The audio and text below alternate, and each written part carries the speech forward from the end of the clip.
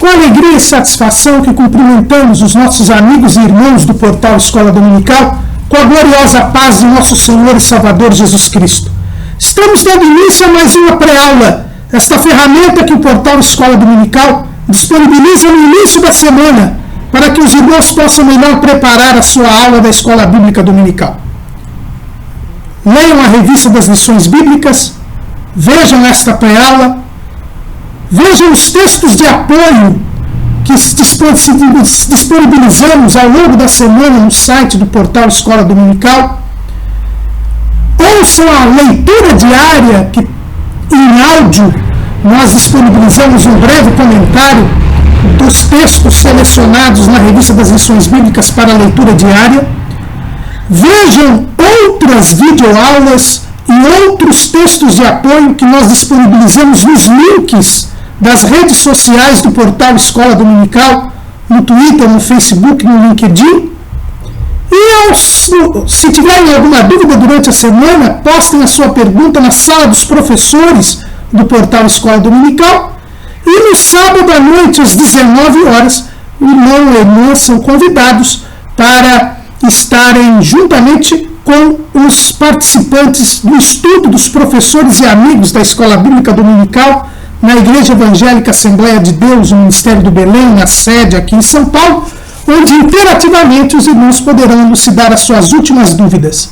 Mas não deixem de ir à Escola Bíblica Dominical. A Escola Bíblica Dominical é a igreja reunida que ensina enquanto evangeliza e evangeliza enquanto ensina. Neste terceiro trimestre de 2015, nós estamos estudando o tema A Igreja e o seu Testemunho, as ordenanças de Cristo nas cartas pastorais. Estamos estudando a primeira e a segunda carta de Paulo a Timóteo e a carta de Paulo a Tito. O comentarista desse trimestre é o pastor Elinaldo Renovato de Lima, presidente das Assembleias de Deus em Parnamirim, no estado do Rio Grande do Norte. E hoje estaremos estudando a lição de número 4, neste segundo bloco do trimestre, em que estamos a estudar a primeira carta de Paulo a Timóteo. Nós estaremos hoje estudando o capítulo 3 desta carta, e a lição tem como título Pastores e Diáconos. Estamos estudando o terceiro capítulo da primeira carta de Paulo a Timóteo. Depois que Paulo recomendou Timóteo a que levasse a igreja local à oração, sem que ele não poderia cumprir a sua missão de impedir que falsos mestres desviassem a fé dos crentes de Éfeso. Depois de Paulo ter feito recomendações a Timóteo a respeito das mulheres, Paulo vai falar a respeito dos requisitos para que alguém pudesse ser pastor, presbítero, bispo ou ancião, ou para que alguém pudesse ser diácono. Timóteo tinha entre as suas missões a de escolher obreiros, a de escolher líderes para a igreja de Éfeso. E desde Jerusalém, a igreja possuía dois tipos de lideranças.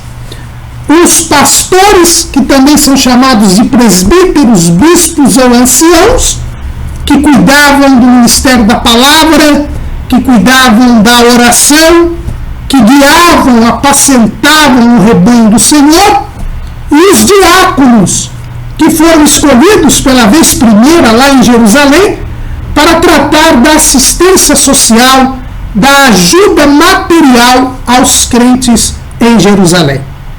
Este sistema estabelecido na igreja de Jerusalém foi reproduzido em todas as demais igrejas locais, porque foi do agrado de Deus, porque foi da inspiração do Espírito Santo que os apóstolos assim estabeleceram. Tanto que na igreja de Jerusalém nós já tínhamos esta estrutura.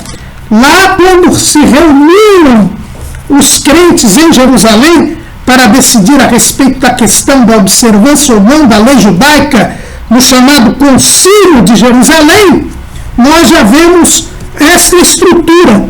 lá em Atos, capítulo 15, versículo 4.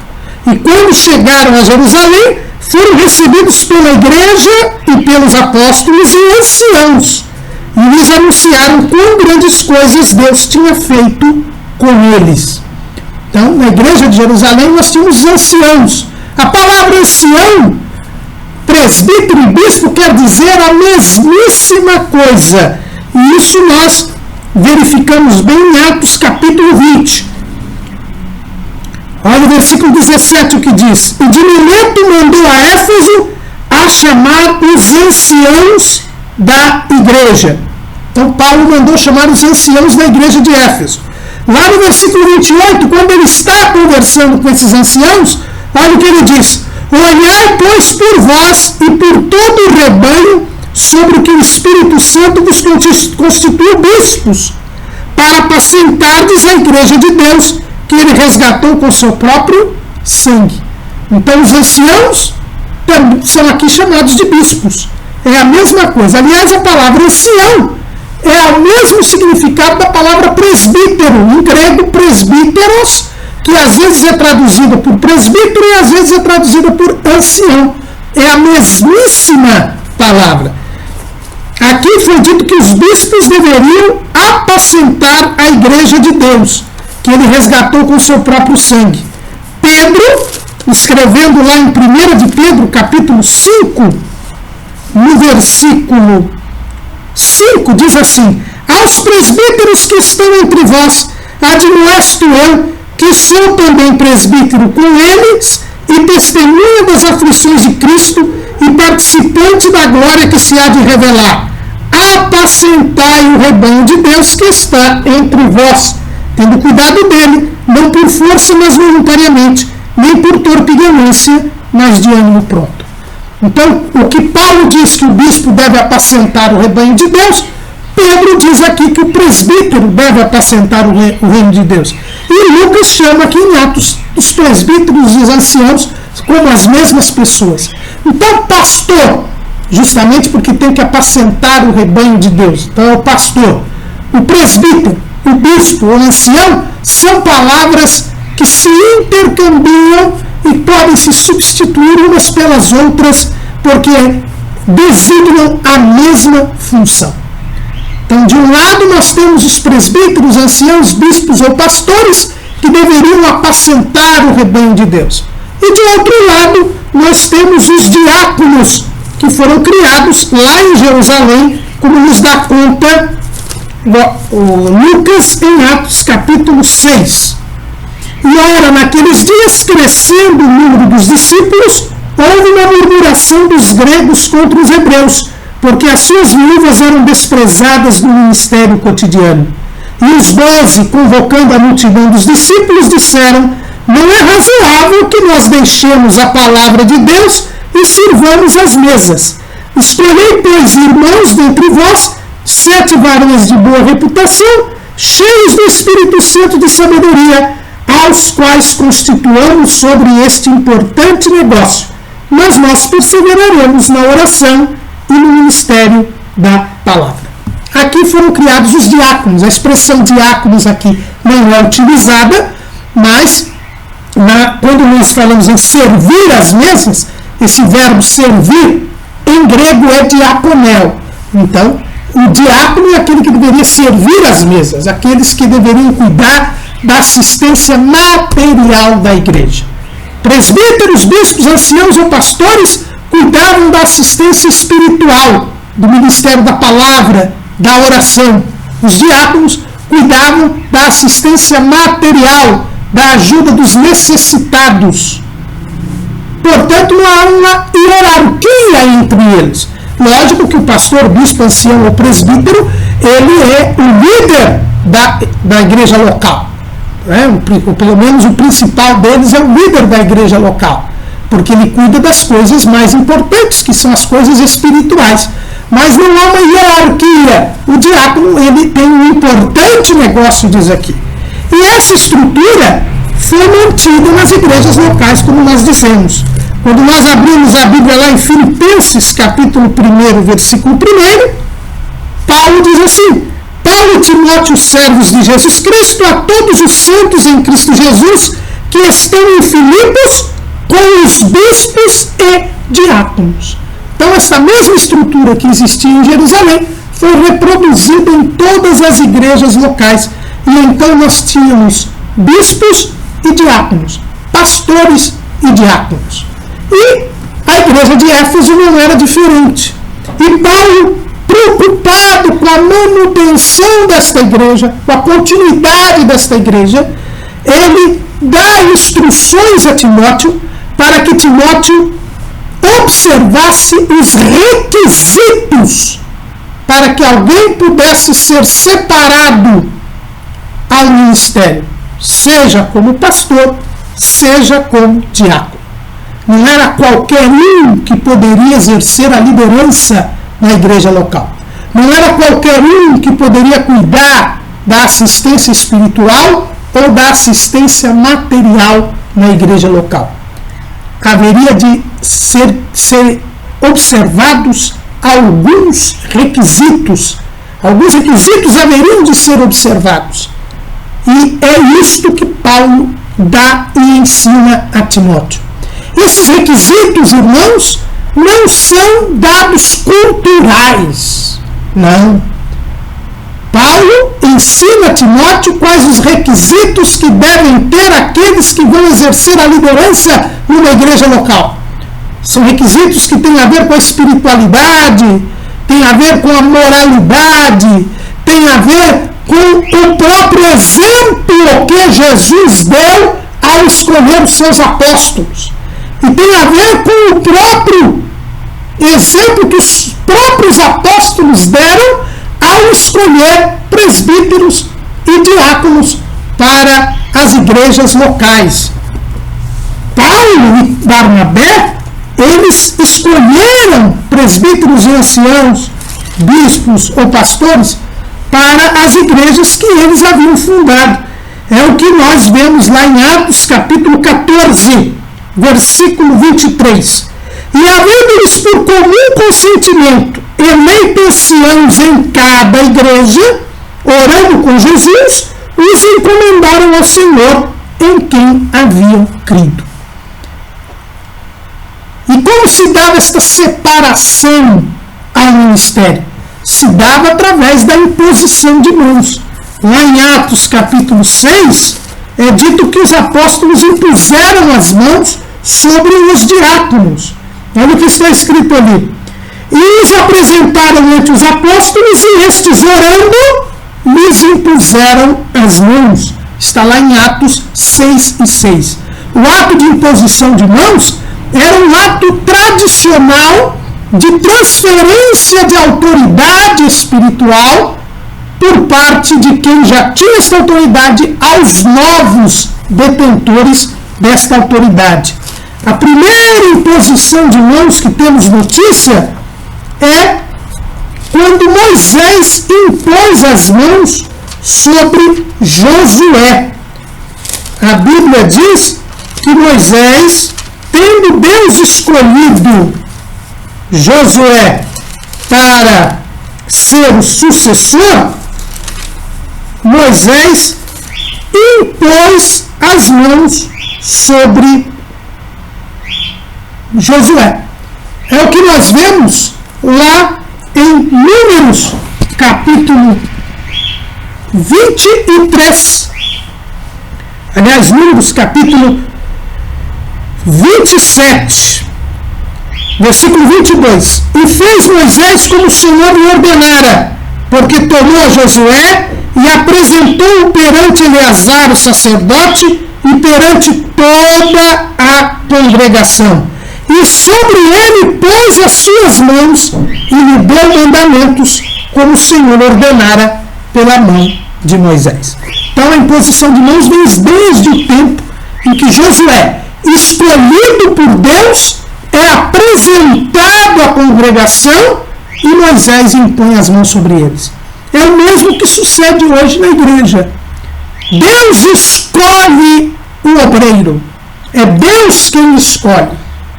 Ninguém se faz pastor ou se faz diácono por vontade própria. É preciso ter uma chamada de Deus. É preciso ser escolhido por Deus. Paulo deixa isso bem claro lá em Efésios capítulo 4, quando ele fala a respeito dos dons ministeriais. E ele mesmo, esse ele é Jesus, deu uns para apóstolos e outros para profetas, e outros para evangelistas e outros para pastores e doutores, querendo o aperfeiçoamento dos santos para a obra do ministério, para a edificação do corpo de Cristo. É Jesus quem escolhe os ministros. É Jesus quem escolhe os oficiais.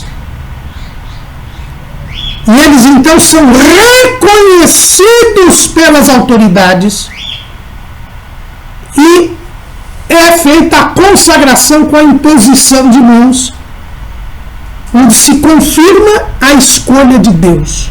Vejamos bem, Josué foi escolhido por Deus.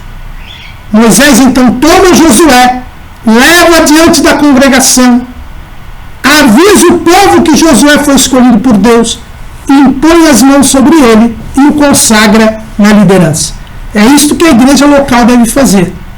Os pastores, eles devem pedir a orientação de Deus, o Espírito Santo indica aqueles que são escolhidos por ele, por Cristo, e então eles são reconhecidos na igreja local. E através da imposição das mãos e da oração, eles são consagrados e investidos desta função eclesiástica. São duas as funções eclesiásticas, portanto: pastores, presbíteros, bispos ou anciãos e diáconos. É verdade que ao longo da história, pelo crescimento da obra, ocorreu uma burocratização. Hoje, nas Assembleias de Deus, nós temos pastor, evangelista, presbítero, diácono, cooperador, mas na verdade são títulos, são cargos criados dentro de uma organização administrativa. Mas espiritualmente falando, nós temos duas funções eclesiásticas apenas: pastores, também chamados presbíteros, bispos ou anciãos, que cuidam da assistência espiritual da igreja, e os diáconos, que cuidam da assistência material. E Paulo, nestas cartas pastorais, tem todo o cuidado para instruir os seus filhos na fé a respeito dos requisitos que devem ser observados para que alguém possa exercer o presbiterato ou o diaconato. Ele escreve para Timóteo, nesse capítulo 3, que nós vamos estudar hoje, mas ele também escreve para Tito. E este trecho de Tito nós vamos abordar hoje também, porque é o mesmo tema. Não haveria razão porque nós temos uma lição só para Tito e outra para Timóteo, se o tema é o mesmo. Tanto Timóteo quanto Tito são orientados por Paulo quais os requisitos que deveriam ter aqueles que estivessem à frente da obra de Deus. A primeira coisa que Paulo diz a Timóteo é que querer ser obreiro é um desejo lícito, é um desejo que não é pecado. Paulo diz assim: esta é uma palavra fiel. Se alguém deseja o episcopado, excelente obra deseja. O episcopado aqui é a qualidade de ser bispo. Bispo em grego é episkopos, é aquele que supervisiona, aquele que cuida, aquele que zela, aquele que vela. Isso é o episkopos, é o bispo. Então, quem deseja ser obreiro, a Bíblia diz: excelente obra deseja. Eu querer ser pastor, eu querer ser diácono, não é pecado. É um bom desejo. É uma prova de que a pessoa quer cooperar na obra de Deus. É uma prova de que a pessoa quer cuidar do rebanho de Deus.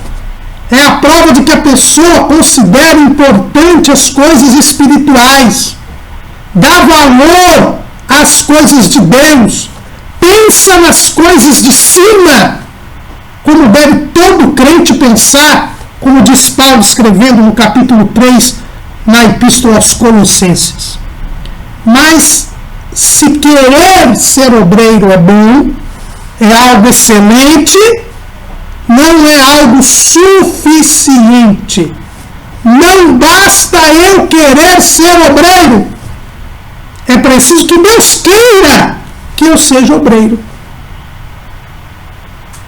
Quem deseja o episcopado, excelente obra, deseja.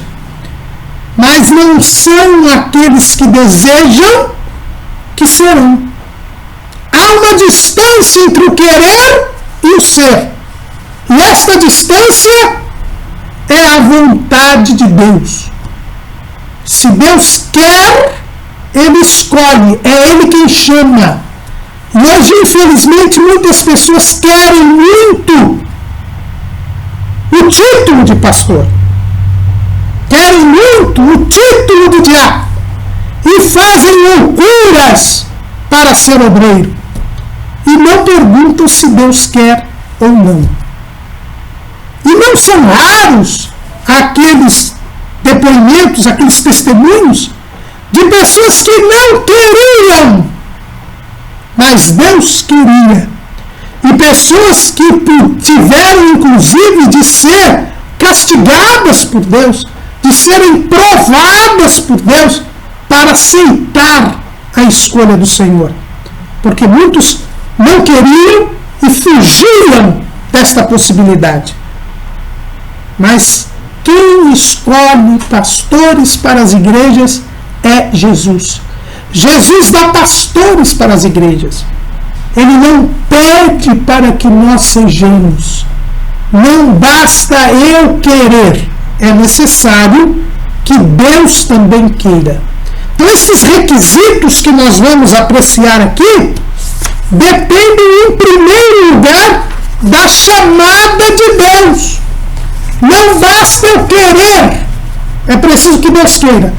E se Deus quiser, eu, para ser obreiro, preciso ter alguns requisitos, umas características.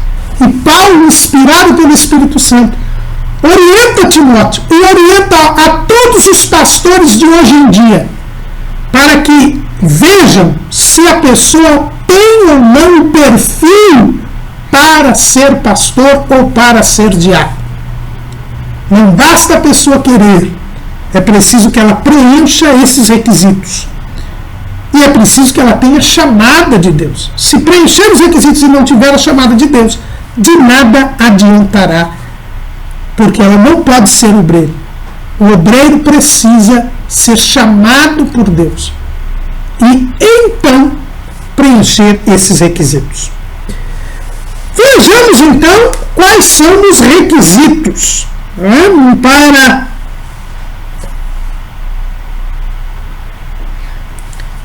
o presbiterato. Paulo elenca 15 requisitos. Mas não é coisa simples. Hoje qualquer um é pastor.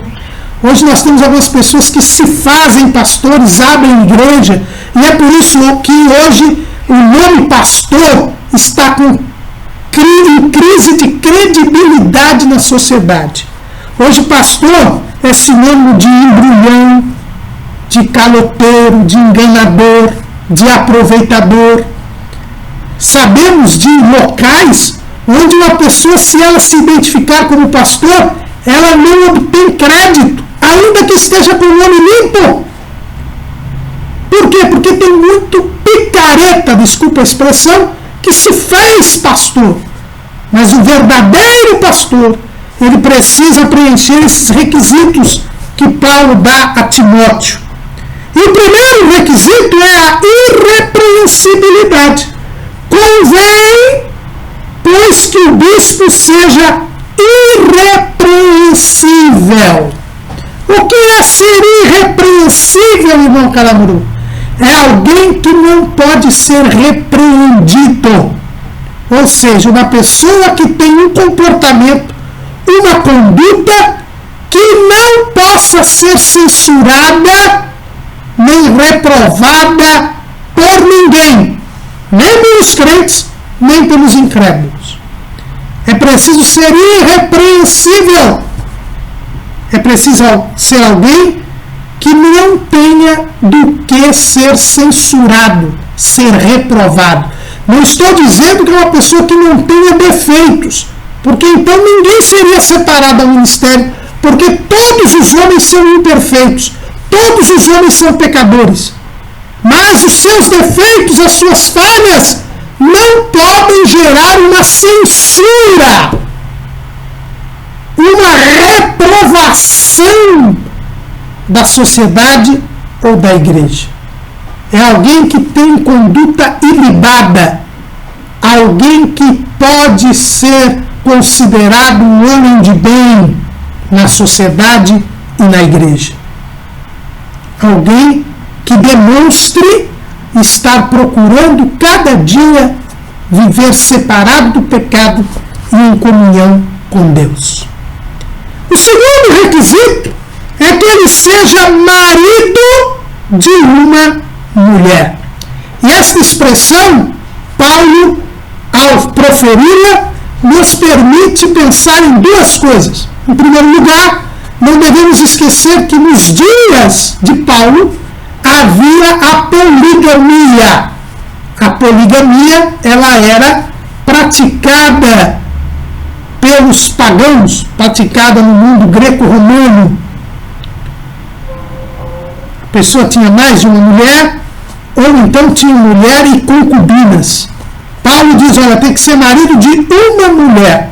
Ou seja, tem que ser alguém que, apesar da sociedade permitir a poligamia, permitir ter concubinas, é alguém que segue o princípio bíblico de um homem para uma mulher, unidos única e exclusivamente pelo casamento.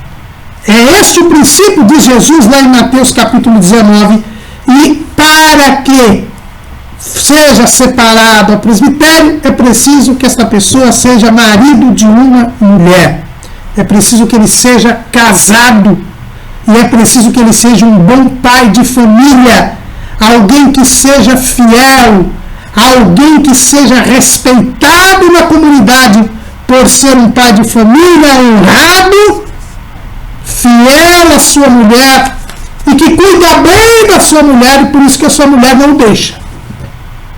Este é um dos principais requisitos que nós podemos ter aqui. E existe outro fator muito importante. É o fator de que tem que ser um homem. Para ser marido de uma mulher, tem que ser um homem. Por isso o ministério pastoral é privativo dos homens. Não há, irmãos, espaço para pastora. Nós já falamos disso na aula passada. O requisito aqui para ser pastor, presbítero, bispo, ancião, é ser marido de uma mulher. Então só pode ser um homem. Deus manteve a distinção entre homem e mulher que havia ao princípio. Não é discriminação, não é desconsideração das mulheres, até porque nós vimos que Paulo cuidou das mulheres logo depois de cuidar da oração. Na aula passada nós vimos isso. As mulheres têm o seu lugar na igreja local, são dignificadas, porque Jesus restaurou a dignidade da mulher. Mas a mulher não foi feita para o exercício do ministério pastoral. O segundo requisito é que o pastor seja casado, para que ele seja marido de uma mulher, é que ele seja homem. Alguns dizem, mas nós conhecemos alguns pastores solteiros. É verdade, isso tem acontecido, mas não é o que a Bíblia determina. Devemos evitar sair do texto bíblico. E temos o exemplo nas Assembleias de Deus de Emílio Conde, este grande homem de Deus.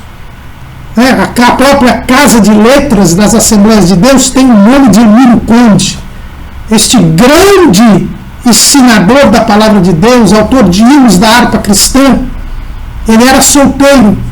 E muitos quiseram, pelo trabalho que ele efetuou nas Assembleias de Deus, muitos quiseram separá-lo ao ministério.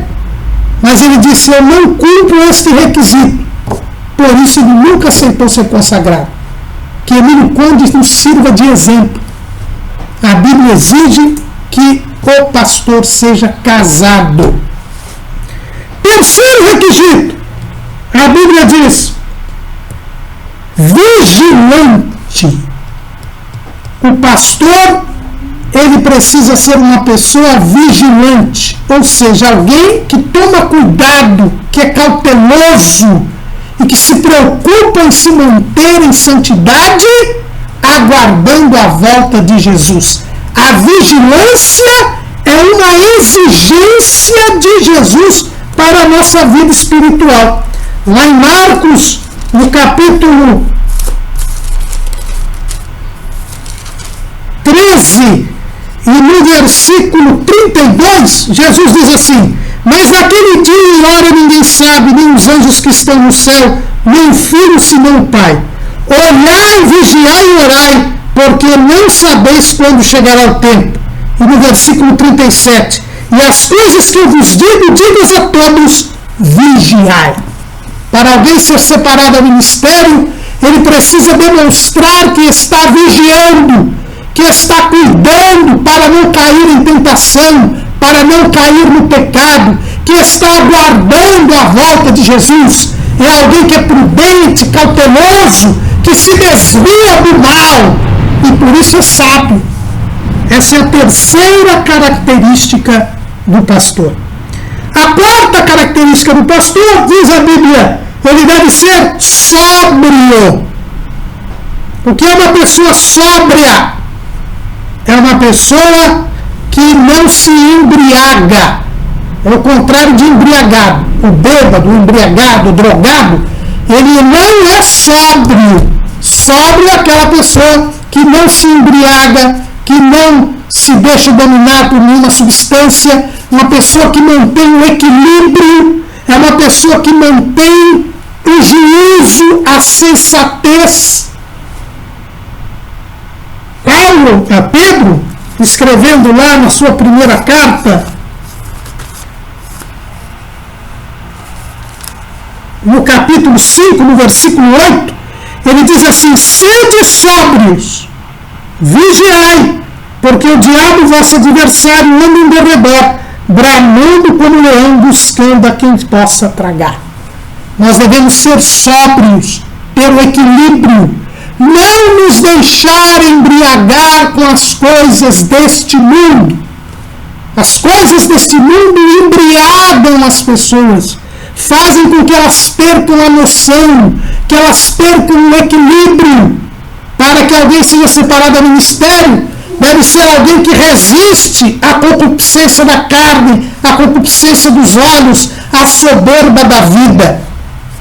E principalmente, irmãos, quando se trata da escolha de líderes, deve ser alguém que não se deixe envolver pelo poder, alguém que não se embriague com o poder, que entenda o poder, não venha querer dominar sobre o povo de Deus. Pedro, mais uma vez, quando fala a respeito do presbítero, ele diz assim: aos presbíteros que estão entre vós, admoesto eu, que sou também presbítero com eles, e testemunha das aflições de Cristo e participante da glória que se há de revelar, apacentai o rebanho de Deus. E no versículo 3, nem como tendo domínio sobre a herança de Deus, mas servindo de exemplo ao rebanho. Se alguém, para ser separado para o ministério, não pode se embriagar com o poder, perder o equilíbrio, porque agora é ele quem manda, agora é ele quem dá as ordens, e ele pensa que é o dono da igreja, e ele pensa que é o dono dos crentes. Essa pessoa não serve para o ministério, porque o bispo tem de ser sóbrio, equilibrado, comedido, sabendo que ele apacenta o rebanho, mas que o rebanho não é dele, é do Senhor. A quinta característica do pastor é a honestidade. Diz Paulo Convém que ele seja honesto. E a palavra honesto aqui é melhor traduzida na versão Antônio Pereira de Figueiredo, que é a primeira versão católica em português.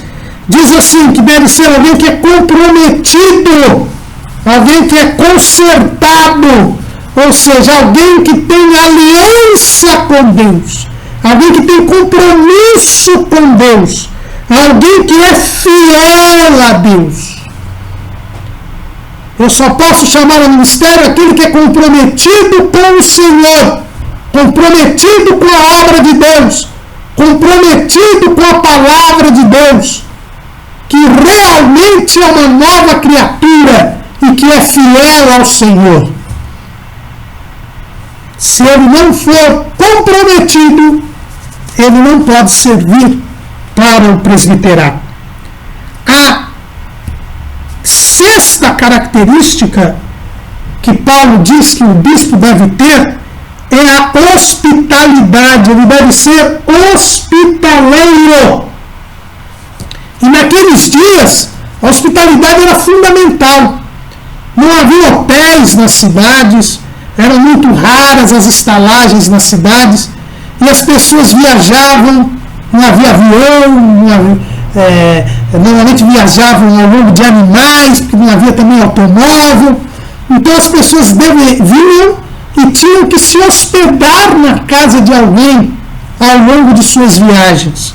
Ou quando iam visitar alguém, tinham que se hospedar na casa de alguém.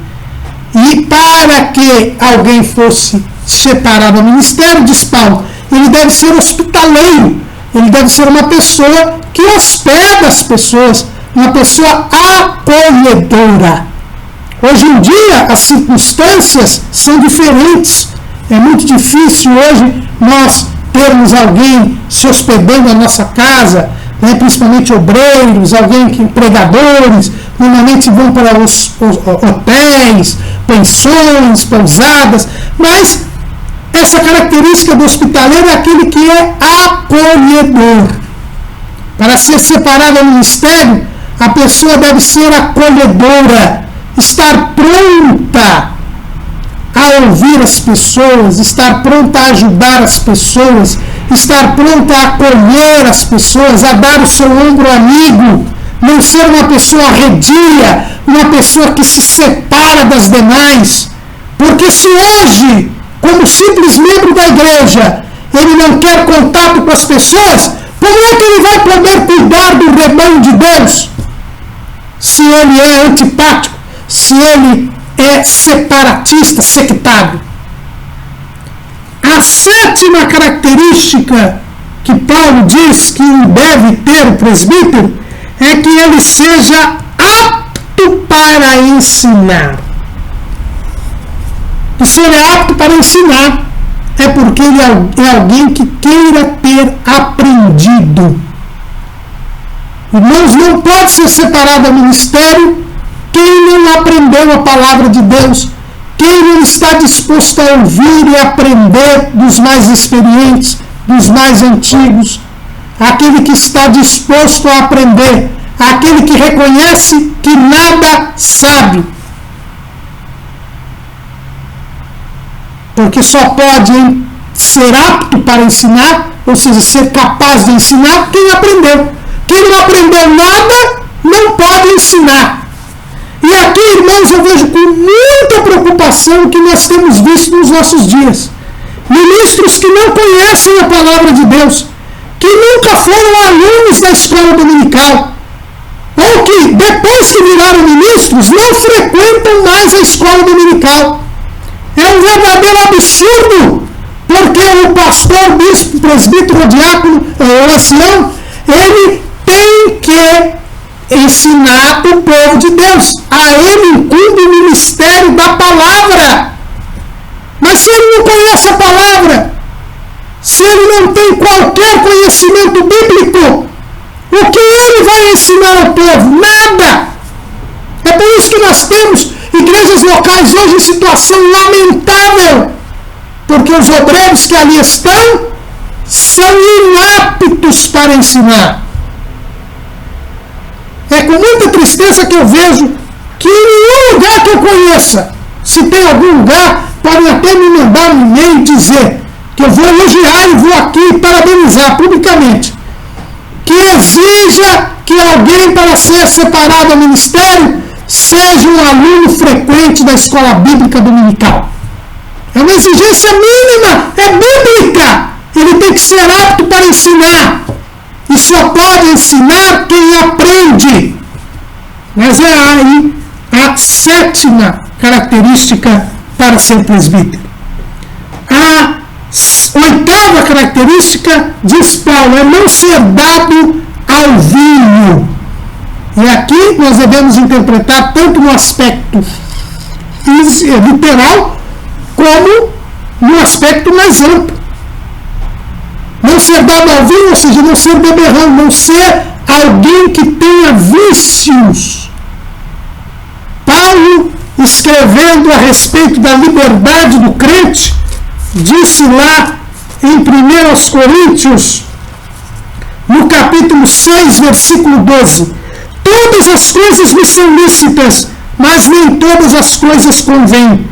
Todas as coisas me são lícitas, mas eu não me deixarei dominar por nenhuma. O verdadeiro crente, ele não se deixa dominar por nenhuma coisa. Por isso ele não é um viciado.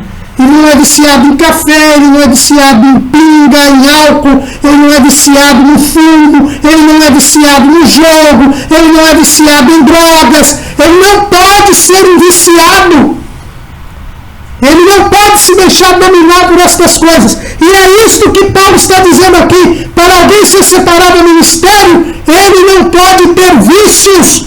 Ele não pode ser um alcoólatra, ele não pode ser um narcólatra, ele não pode ser um fumante, ele não pode ser um jogador, ele não pode ser viciado em café, ele não pode ser viciado, irmãos. Ele não pode ser dado ao vinho. Aqui não é só não ser alcoólatra, mas também não ter nenhum vício.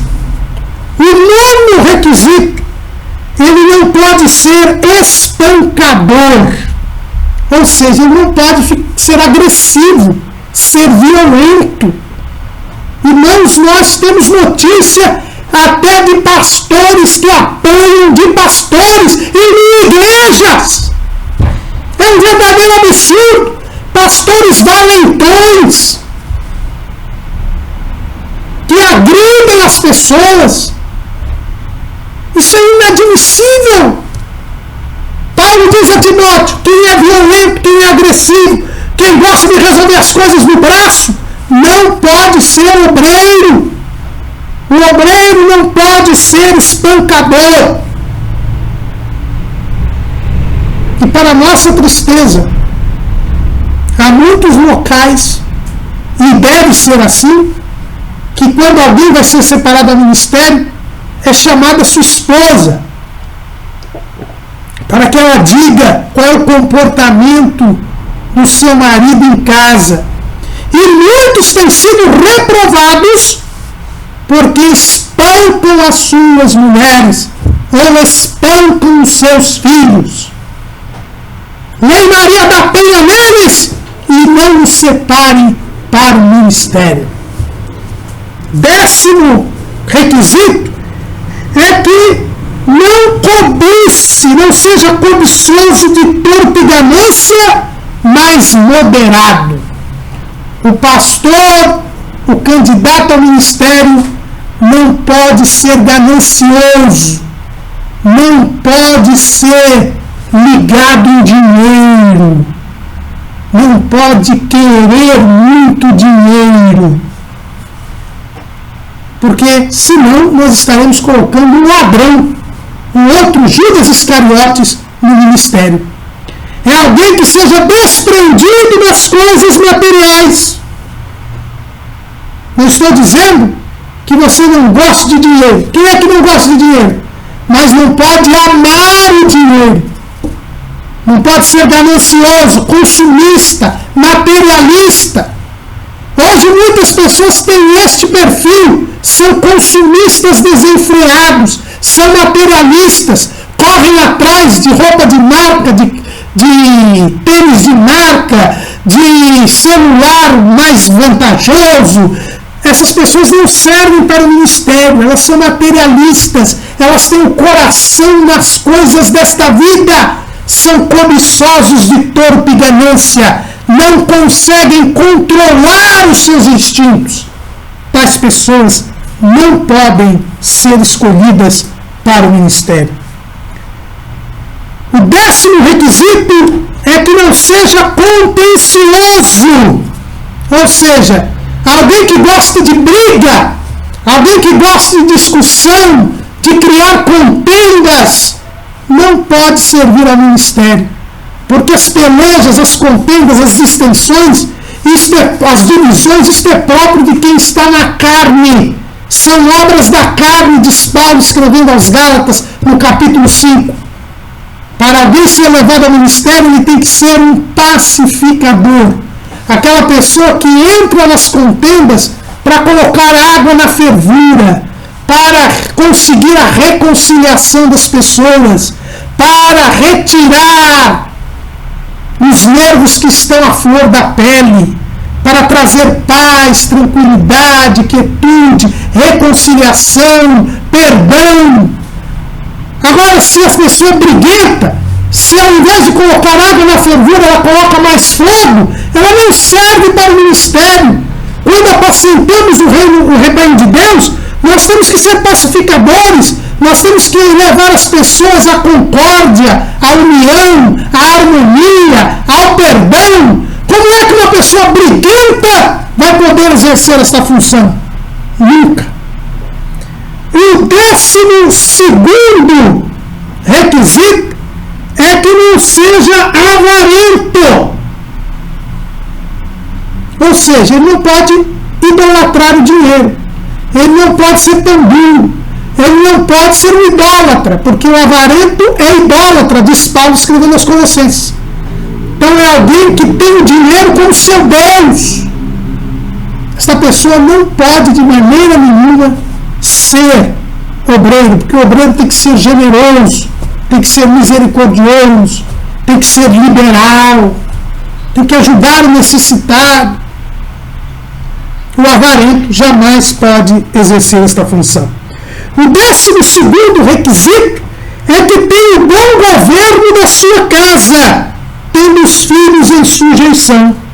Olha o que diz Paulo: que governe bem a sua própria casa, tendo seus filhos em sujeição com toda a modéstia.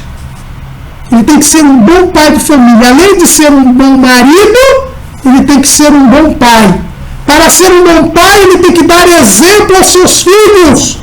E aqui o texto original fala de filhos em pequena idade. Ninguém pode ser recusado a ir ao ministério se ele tem filhos maiores de idade que, por exemplo, não são crentes ou são desviados. É preciso verificar por que esses jovens, ou já jovens senhores, não servem a Deus. É preciso fazer uma investigação. Será que não foram educados na palavra de Deus? Será que o seu pai não deu um bom exemplo? Porque tem que ser um bom pai. Agora, ter os filhos em sujeição são os filhos de pequena idade. Cada um tem um livre-arbítrio. O pai não responde pelo filho, nem o filho pelo pai. Agora, o pai tem um papel a exercer na educação do seu filho. Se hoje o filho já é barbado, não serve a Deus, mas numa apuração, numa investigação, se perceber que foi por falha do próprio pai, porque ele não educou seu filho na doutrina, na administração do Senhor, porque ele não deu um bom exemplo, ele não pode ser levado ao ministério.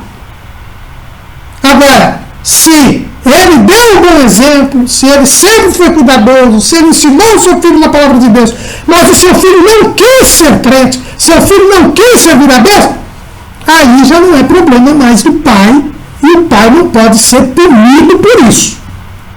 Mas é um requisito, porque Paulo diz: se alguém não sabe governar sua própria casa, terá cuidado da igreja de Deus. A primeira igreja que nós temos é a nossa casa.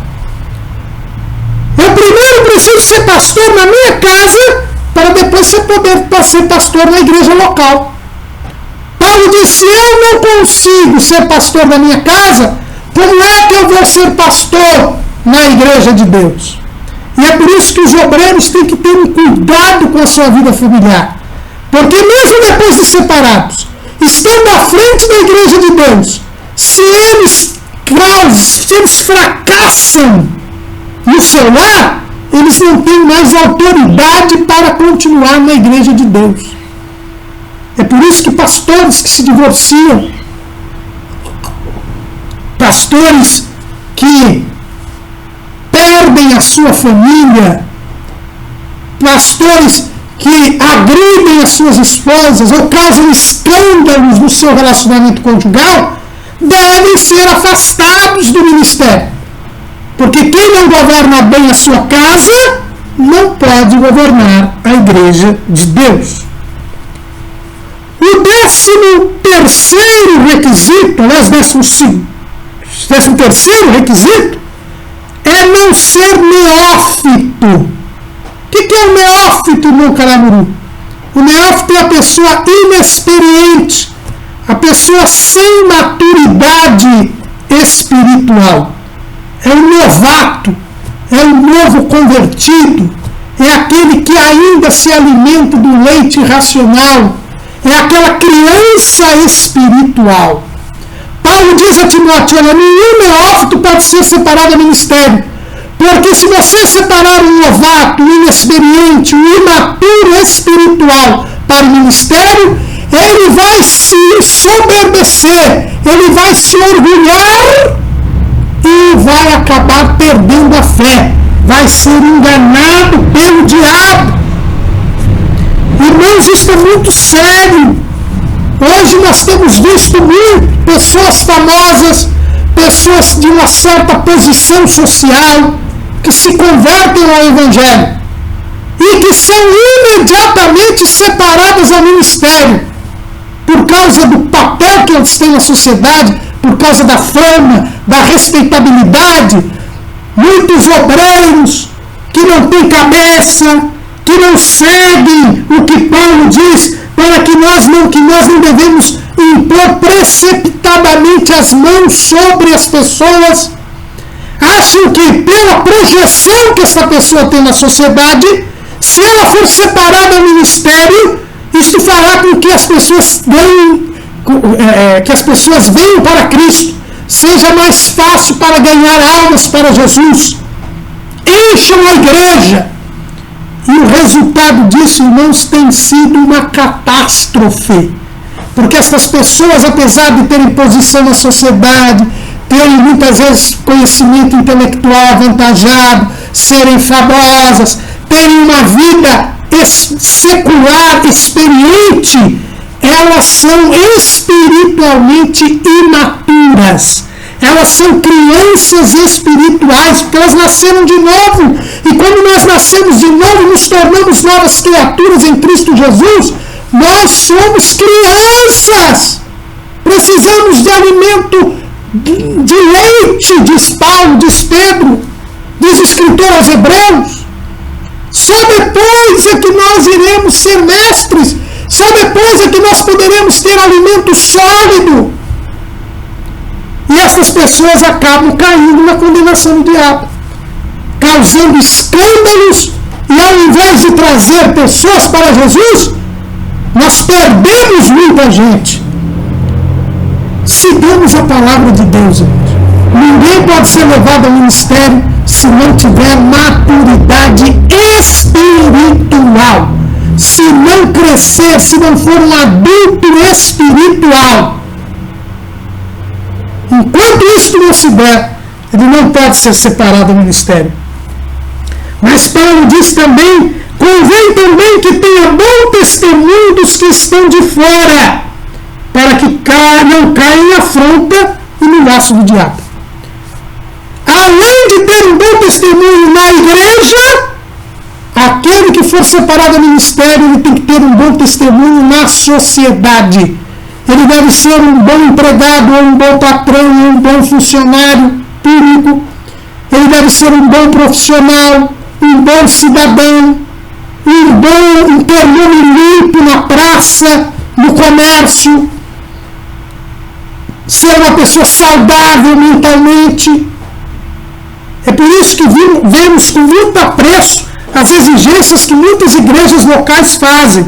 Aqui, por exemplo, na igreja do Belenzinho, para alguém ser separado do ministério, precisa trazer certidão negativa dos 10 cartões de protesto aqui da capital. Certidão negativa no Serasa, no SPC. Precisa ter um atestado de saúde mental por parte de um psiquiatra. Por quê? Porque ele precisa ter um bom testemunho dos que estão de fora. Ele precisa ser um bom cidadão. Sem o quê? Ele vai cair de espalho na afronta e no laço do diabo. Se ele for uma pessoa malquista, mal vista, uma pessoa que não tem uma conduta social ilibada, a sua separação vai dar motivo para o mundo atacar a igreja, vai dar motivo para o escândalo, vai dar motivo para peleja, e a igreja não terá como se defender, porque ela estará fora da palavra de Deus. Além destes requisitos, e é interessante ver que Jesus, ele construiu um testemunho entre os homens. Lá em Lucas capítulo 2, versículo 52, assim diz o médico amado: e crescia Jesus em sabedoria, em estatura e em graça para com Deus e os homens. Jesus tinha um bom testemunho. E mesmo diante de Pôncio Pilatos, a maior autoridade, representante de César na Judéia, disse: não vejo culpa nele. Jesus tinha um bom testemunho, mesmo condenado à morte. Ninguém tinha do que o acusar verdadeiramente. É assim que deve ser o candidato ao obreiro de Deus. A ser obreiro, a ser pastor. Além desses requisitos ditos por Paulo a Timóteo, que são repetidos lá em Tito, em boa maneira, Tito, capítulo 1, versículo 5. Por esta causa te deixei em Creta, para que pusesses em boa ordem as coisas que ainda restam, e de cidade em cidade estabelecesses presbíteros, como já te mandei. Aquele que for irrepreensível, marido de uma mulher, que tenha filhos fiéis, que não possam ser acusados de dissolução, nem são desobedientes, porque convém que o bispo seja irrepreensível, como dispenseiro da casa de Deus, não soberbo, nem iracundo, nem dado ao vinho, nem espancador, nem cobiçoso de torpe ganância, mas dado à hospitalidade, amigo do bem, moderado, justo, santo, temperante, retendo firme a fiel palavra, que é conforme a doutrina, para que seja poderoso, tanto para admoestar com a sã doutrina, como para convencer os contradizentes. Os irmãos veem que a lista é um pouco diferente, mas temos ali as mesmas características. E mais uma que eu gostaria de enaltecer aqui, que é de ser dispenseiro da casa de Deus. Quem é o dispenseiro? É aquele que cuidava da dispensa. É aquele empregado, aquele servo, que ia lá, pegava o alimento na dispensa, que tinha sido colocado pelo dono, comprado pelo dono, e distribuía este alimento para todos os da casa, mandando preparar. O obreiro, ele tem que ser dispenseiro da casa de Deus. É ele quem tem que dar o alimento espiritual para o povo. É ele quem tem que ensinar a palavra. É ele quem tem que dar a alimentação que foi dada e comprada pelo Senhor. É por isso que o obreiro tem que ser um homem de oração e que tenha a palavra de Deus. Estas são as qualificações para ser pastor. Mas Paulo também fala a Timóteo das qualificações para ser diácono. Ele diz assim: da mesma sorte, os diáconos sejam honestos. E aqui a palavra honesto é diferente, embora a tradução na versão Almeida Revista e Corrigida, usa a mesma palavra para os pastores e para os diáconos, no grego a palavra é diferente. Honesto aqui quer dizer digno de respeito, sério, dignificado, acima de reprovação. É quase a mesma coisa que o irrepreensível. Lá no bispo honesto, vocês lembram, quer dizer comprometido. O diácono tem que ser uma pessoa digna de respeito, uma pessoa que não desperte suspeita. Por quê? Porque ele vai mexer com dinheiro, porque ele vai mexer com ajuda material, com bens materiais. Por isso ele precisa ser uma pessoa que esteja acima de qualquer suspeita, uma pessoa confiável, uma pessoa digna de respeito. E quando se lida com dinheiro, irmãos, é preciso que nós coloquemos pessoas ilibadas, pessoas que não só sejam honestas, mas que pareçam ser honestas. E é um exemplo, é o próprio Paulo que dá lá em 2 Coríntios, capítulo 8, quando ele fala das contribuições que ele estava pedindo para a igreja de Corinto, para levar aos crentes da Judéia. Olha o que nós vemos lá em 2 Coríntios, capítulo 8, a partir do versículo 18. E com ele, quer dizer, com Tito, que Paulo tinha mandado Tito para recolher as ofertas. E com ele enviamos aquele irmão cujo louvor no Evangelho está espalhado em todas as igrejas. E não só isso, mas foi também escolhido pelas igrejas para companheiro da nossa viagem, nesta graça que por nós é ministrada para a glória do mesmo Senhor e prontidão do vosso ânimo. Evitando isto, que alguém nos vitupere por esta abundância que por nós é ministrada, pois zelamos o que é honesto, não só diante do Senhor, mas também diante dos homens. Com eles enviamos também outro nosso irmão, o qual muitas vezes em muitas coisas já experimentamos ser diligente, e agora muito mais diligente ainda pela muita confiança que em vós tem. Quanto a ti, meu companheiro e cooperador para convosco, quanto a nossos irmãos, são embaixadores das igrejas e glória de Cristo. Paulo tinha tanto cuidado com o dinheiro da igreja, que ele mandou Tito, que o povo de Corinto já conhecia, e que era um homem de respeito, de confiança, mas mandou mais 2 irmãos. E esses 2 irmãos, eles eram reconhecidos pelos crentes de Corinto como pessoas honestas e dignas de confiança. E é isto que o diácono precisa ter, esta confiança. É isso que quer dizer esta palavra honesto aqui. Para ser diácono tem que ser uma pessoa com credibilidade, uma pessoa confiável no meio da igreja local. Alguém que seja como a mulher de César. Não basta ser honesto, mas tem que parecer ser honesto. Mas, continua Paulo dizendo aqui sobre os requisitos para o diaconato. No capítulo 3, ele diz assim: que não seja de língua dobre. Irmãos, para lidar com bens alheios, os bens da igreja, para lidar com dinheiro, a pessoa tem que ter o falar sim, sim, não, não. Não pode ser uma pessoa que fala uma coisa uma hora, outra coisa outra hora. É isso que quer dizer língua dobre. Tem que ser uma pessoa de uma só palavra. Isso é uma exigência de Jesus para todos os crentes. Mateus capítulo 5, versículo 37. Seja, porém, o vosso falar sim, sim, não, não. Porque o que passa disso é de procedência maligna. Para alguém ser separado do diaconato, precisa ser uma pessoa de uma só palavra. Uma pessoa que sempre sustenta o que diz, que sempre fale a verdade, que não dê versões diferentes para aquilo que aconteceu. Depois vem o terceiro requisito. Diz Paulo a Timóteo: não dados a muito vinho. E aqui surge uma discussão. Paulo disse para o presbítero que ele não é dado ao vinho. E aqui ao diácono é dito: não dado a muito vinho.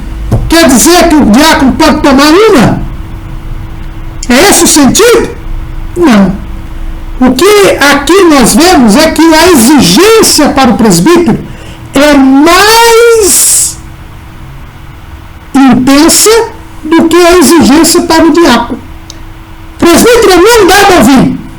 Ele não pode, em hipótese alguma, usar vinho. Ele não pode ser viciado.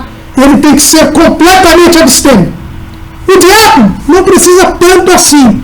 Lógico que ele não pode ser viciado. Lógico que ele não pode beber. Mas a exigência de uma sobriedade ao diácono é um pouco menor do que ao presbítero. Isso não quer dizer que um desmantelado pode ser diácono, não é isso. É que o diácono vai cuidar das coisas materiais, o presbítero das coisas espirituais. Então se exige mais para ser presbítero do que para ser diácono. Diz o texto, não publicioso de torpe ganância. E aqui nós já falamos, é aquele que não é fissurado em dinheiro, que não é preso às coisas materiais.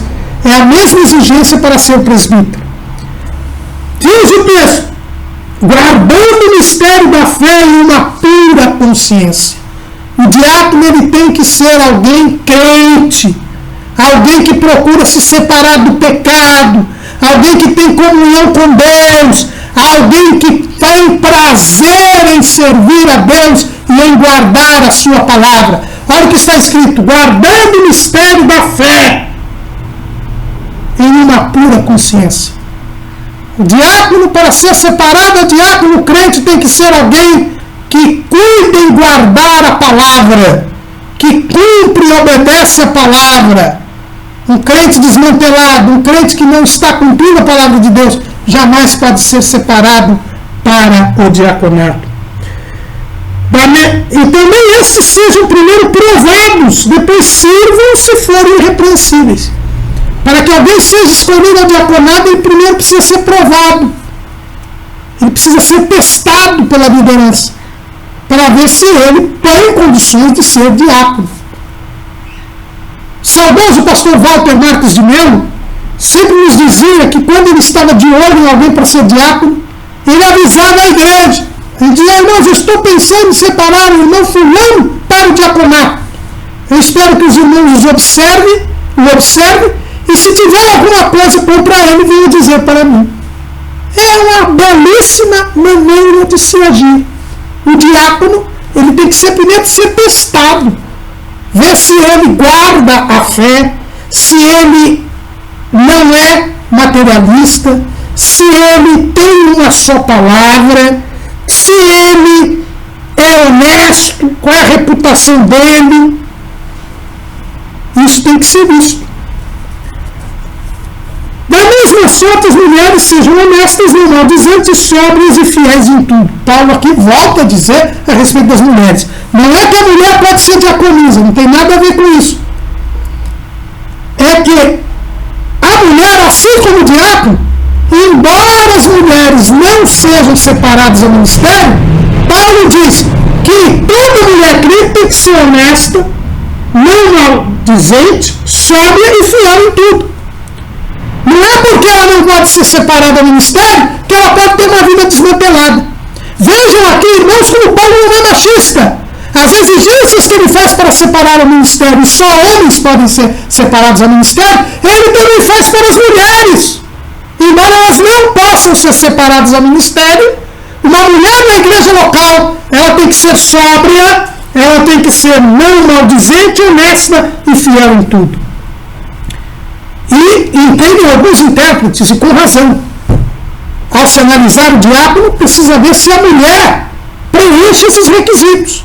Se a mulher do diácono, ela é sóbria, ela é fiel, ela não é maldizente. Por quê? Porque o diácono vai trabalhar com dinheiro, com os bens materiais. E muitas vezes, se a mulher não for fiel, se ela falar mal, se ela não for equilibrada, ela vai atrapalhar o exercício do diaconato. Uma mulher fiel em tudo, uma mulher equilibrada, uma mulher que não vive falando mal dos outros, uma mulher honesta, ela não vai impedir que o diácono possa exercer o seu ministério, distribuindo os bens aos necessitados, guardando dinheiro, fazendo uma distribuição. Agora, se a mulher é faladeira, ela já vai ficar dizendo para todo mundo quem é que está passando necessidade e por que está passando necessidade. Humilhando aquele necessitado que está sendo ajudado. Se ela não for honesta, ela pode pressionar o marido a que haja desvio de dinheiro e pode ela mesma desviar dinheiro. Porque afinal moram na mesma casa e às vezes ele está com algum bem, alguma coisa na igreja para entregar para o irmão, leva para casa e ela desvia. Então, daí porque essas exigências para as mulheres também. Não que a mulher possa ser diaconisa. Por quê? Porque a outro requisito é esse: os diáconos sejam maridos de uma mulher e governem bem a seus filhos e suas próprias casas. A mesma exigência que existe para o pastorado. O diácono tem que ser marido de uma mulher. Por isso não existe diaconisa.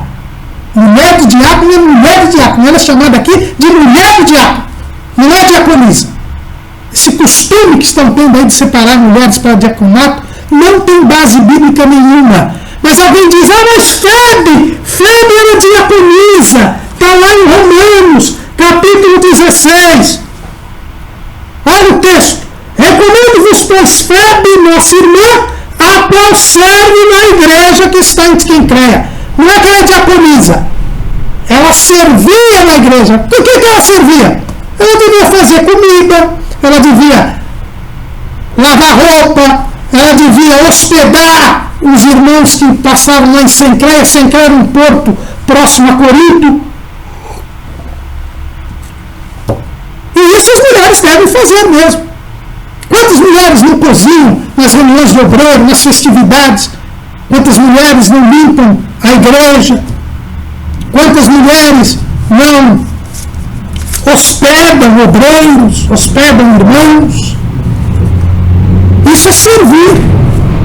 Isso não está proibido. Pelo contrário, na sequência, nessa primeira carta de Paulo a Timóteo, diz que inclusive as viúvas que devem ser ajudadas pela igreja são viúvas que exercitaram a hospitalidade, que lavaram pés aos santos, que socorreram os aflitos. Está lá em 1 Timóteo 5 e 10. Não tem nada a ver com diaconisa. Diácono é aquele que ajuda materialmente os irmãos, que é incumbido da distribuição da ajuda aos necessitados.